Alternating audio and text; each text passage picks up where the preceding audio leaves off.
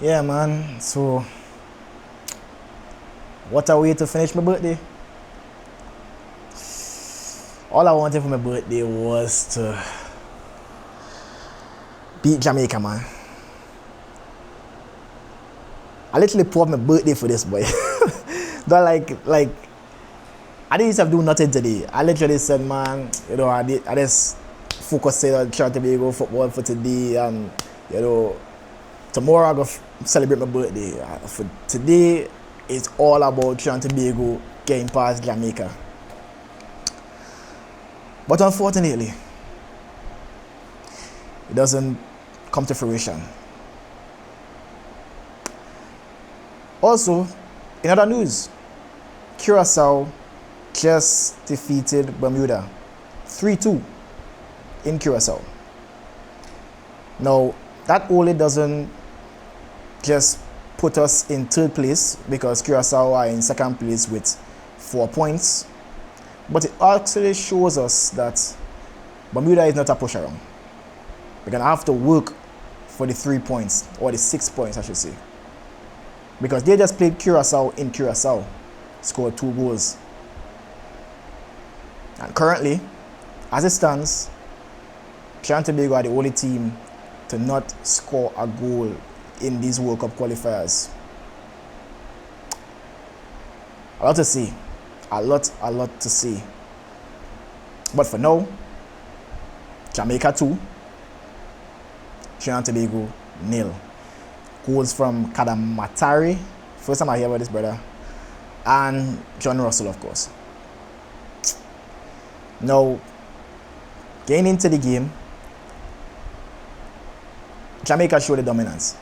From ball one, they started it off and they were just penetrating. They were just getting past, man.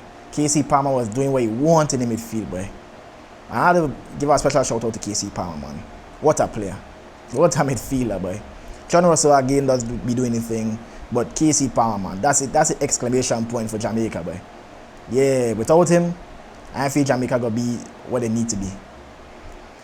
Of course, they were, a bit one-track minded. It was the ball to Ronaldo Cephas, and Cephas was just playing hero ball, and he was having a way with Cardines, young Cardines, and it had to be him because I read Cardines, but the pace of Cephas, man, and he actually pretty strong as well too, Mr. Cephas. Yeah, man, it was pressure on that side.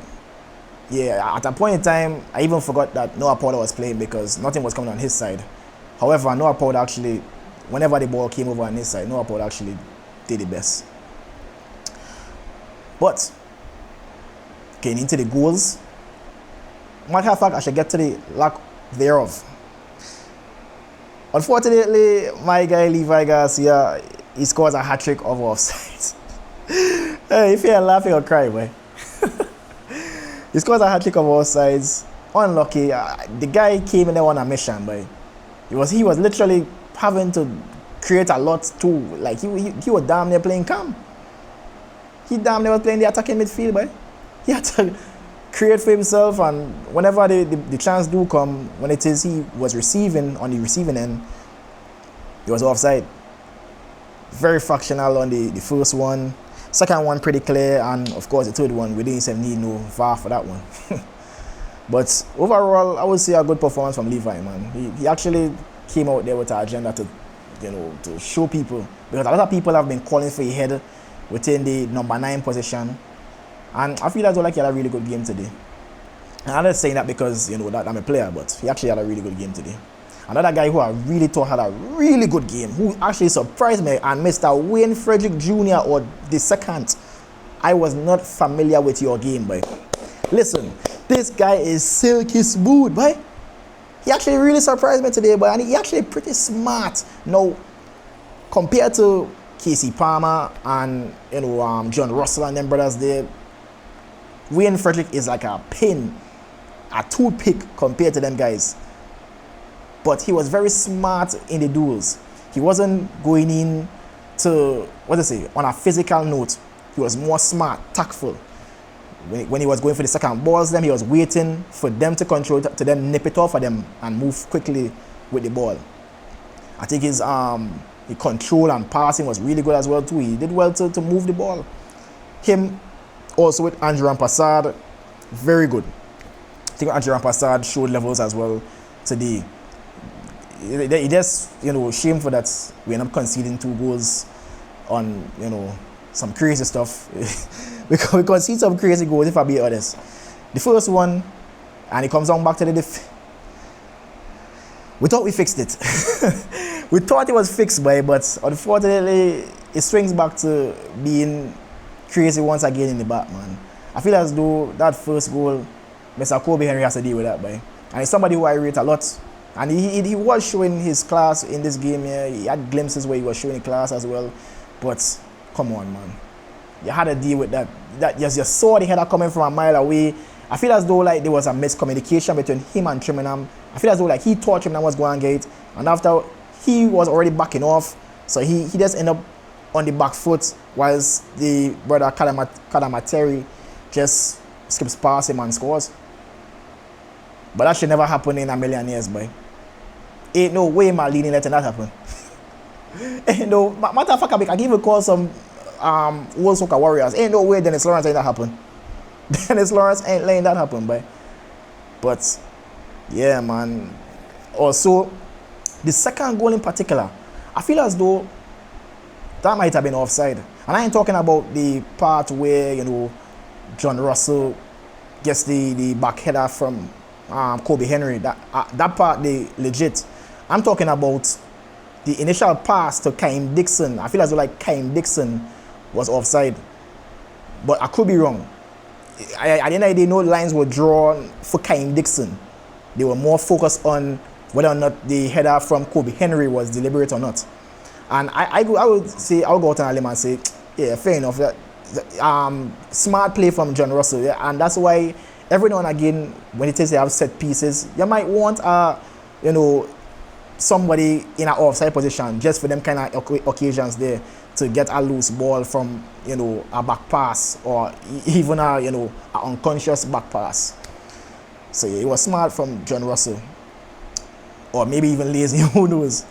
But either way, the goal stands. But again, we just might have to give a quicker another look, as I should say, to the Kaim Dixon pass. The pass into Kaim Dixon, I think it was Lambekesa that skipped past somebody and then passed it over to Kaim Dixon, but he looked like he was offside.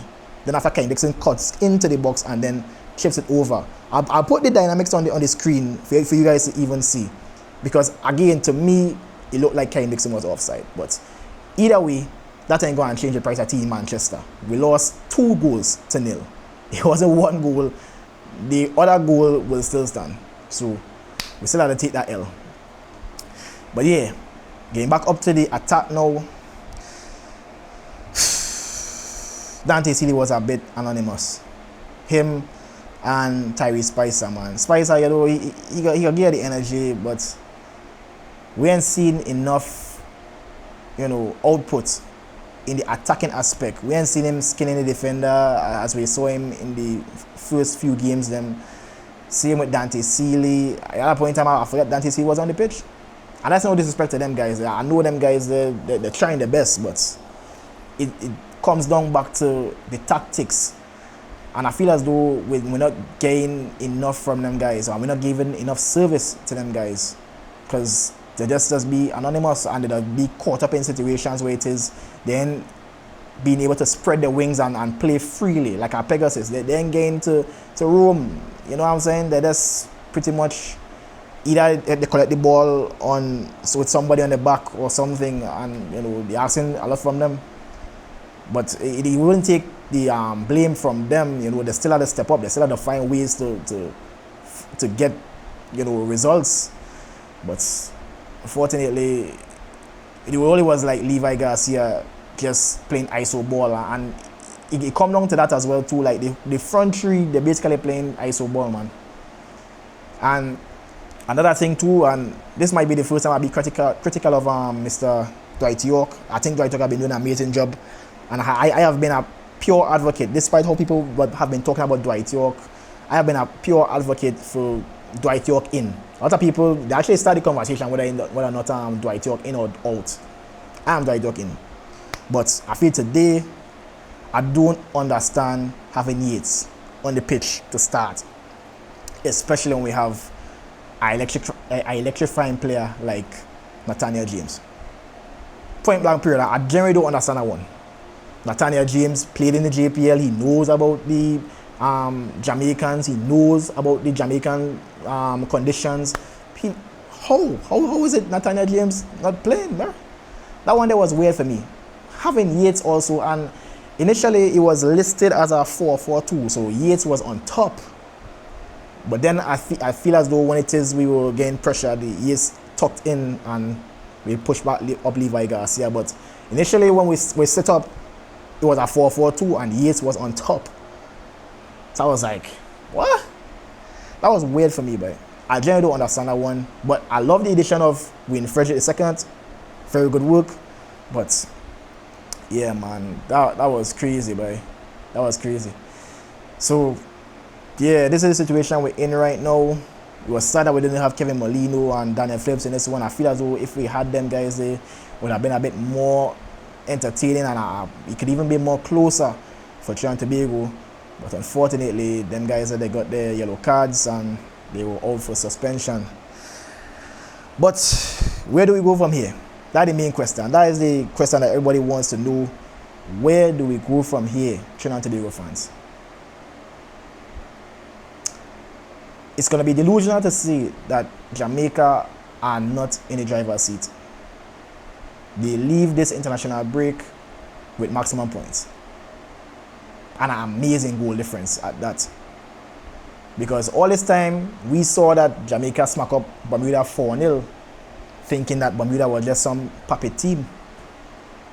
But apparently, Bermuda actually good, because they went toe-to-toe with Curacao, in Curacao. So where do we go from here? A lot of people could feel as though like the World Cup campaign is over. I would say, let's not be hasty. Let us watch and see how things progress. Within the blink of an eye, things could change. And we need to hold the faith as fans. For the Jamaican fans, big up, respect. You guys outplayed us. Even though I feel as though like you're a bit lucky in certain aspects, you still showed levels above us. I had to be real. We can't deny that. So shout out to Jamaica. And yeah, man, Trinidad and Tobago, we move on. We still have to play Bermuda in the next fixture, and Jamaica still have to play Curacao in the next fixture. So who knows? And based off of this, I feel as though the best option we have for this is hoping that Curacao and Jamaica draw, so we can kind of edge back into it and then hopefully win the rest of our games. But with this loss here now, it comes down to a point where we're gonna have to create a winning streak, which has not been done from Dwight York since his tenure started being Trinidad and Tobago coach. It is concerning, but we still have to believe, man. We still have 4 more games. A lot could happen in 4 more games. 12 whole points are up for grabs in those 4 more games.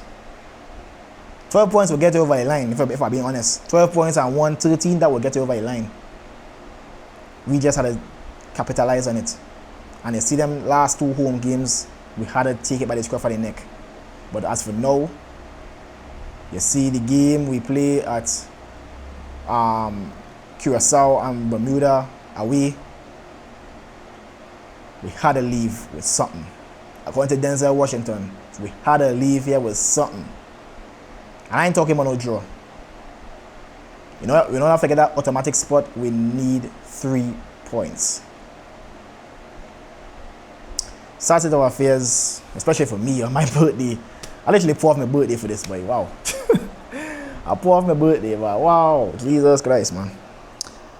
But again, big up to every Trinidad and Tobago fan who still stuck behind the team despite, what happened today. And big up all the Trinidad and Tobago fans who are still going to be sticking behind the team until the last 6 games, or the last of the 6 games have concluded. Also big up the Jamaican fans as well. They have one on way. The office still stands. But as for now, make sure to leave a like, share and subscribe. Press the notification bell for more content, because we still have 4 more games to go.